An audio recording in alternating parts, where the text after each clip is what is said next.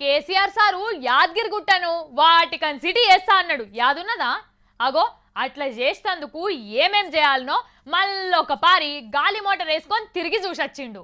అట్లనే మెదక్లున్న పెద్ద చర్చికి కూడా పోయిండు సారు.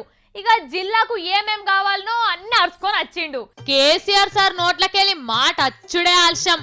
ఇక కార్యం శురువైనట్టే. మొన్న యాద్గిరిగుట్ట లక్ష్మీ నరసింహస్వామి గుడిని ఏ తీర్లా అభివృద్ధి చేయాలనుకుంటున్నాడో చెప్పిండు కదా. మళ్ళొక్క పారి నర్సన్న దర్శనానికి పోయిండు. గుట్ట మీద సారు కారు దిగంగానే పెద్ద ఆఫీసర్లు పంతుళ్ళు ముంగట్కి ఎదుర్కొని సన్నాయి డప్పులు కొట్టుకుంటా లోపలికి దోల్కపోయినరు. దర్శనం అయినాక పంతుళ్ళు సారు నెత్తిల ఇన్ని అచ్చింతలేసి దీవెనార్తలు పెట్టిర్రు.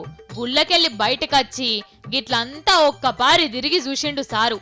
ఏడేడా ఏమేం చేస్తే అందరికి సౌలతుగుంటదో ఆఫీసర్లతోని పంతులతోని మాట్లాడినాక హెలికాప్టర్ ఎక్కి గుట్ట చుట్టుముట్టు ఎక్కడెక్కడ ఏమేమున్నాయి ఇంకేమేం చేయాలనో తెలుసుకున్నాడు.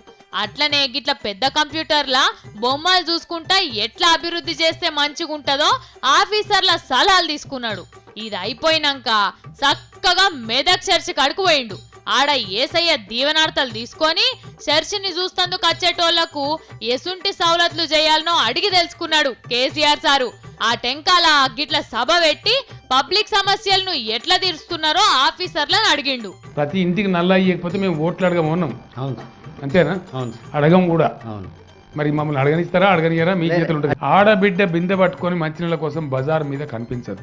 రాబోయే 3 సంవత్సరాలలో 230 కోట్ల మొక్కలు మనం నాటాలి. 23 కోట్లు కాదు, 2,30,00,000 కాదు. సంగారెడ్డి జిల్లా ఉంటుంది, మెదక్ జిల్లా ఉంటుంది, సిద్దిపేట జిల్లా కూడా కొత్తగా అవుతుంది. మన దగ్గర 3 అయితే ఉన్న జిల్లా ఉండగా ఇంకా 2 కొత్తగా అయితే. ఇక మీటింగ్ అయినాక చక్కగా గజ్వెల్ దగ్గరున్న ఎర్రవెల్లిలా ఆయన ఫామ్ హౌస్ కు పోయిండు.